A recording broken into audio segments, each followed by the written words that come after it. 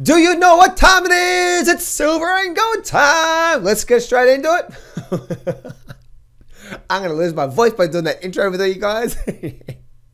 Don't place a trade based on this video. Do not place any real money in the market until you're 100% confident in your step-by-step detailed proven trading plan for you.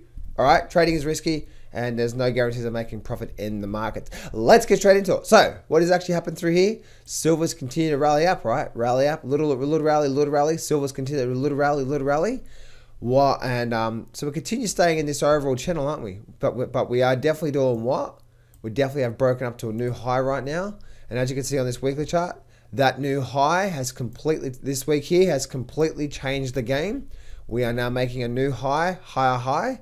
That tells me, guys, that the buyers are now starting to come back into control, and the buyers are really coming, especially into silver. So as long-term silver actually looks quite strong. Looking on to gold, what happened with gold? Gold actually came down. I was saying actually this video, I did a video here saying we're likely to come down, fill this gap, and rally back up. That's exactly what actually happened with gold. You can see gold is on its way up to this 1300. If you guys go back and check my videos, I did a video on this breakout day here. And I did a video on that breakout day, said I bought long-term call options because I believe we're likely to hit at least this target up here, and then we're likely to break above there. In fact, if you actually look at the GLD actually went up so much more than the actual gold price. And it was actually the GLD that I actually bought. You guys remember, right? If you go back and watch my videos, it was this day right here. This day right here that I bought call options on GLD.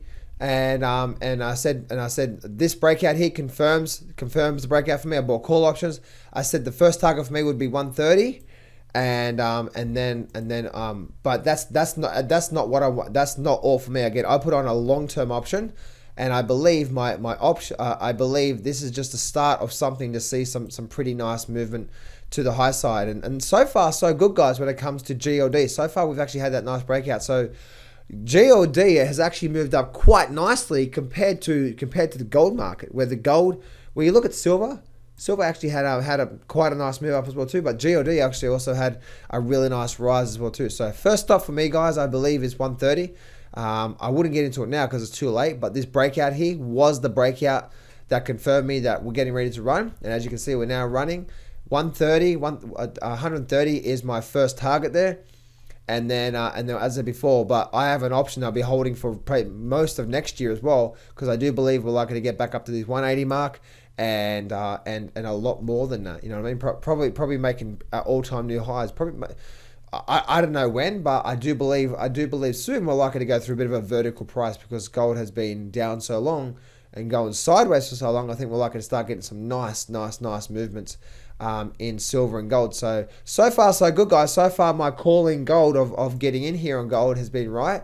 Gold has been rallying up quite strongly, quite nicely ever since.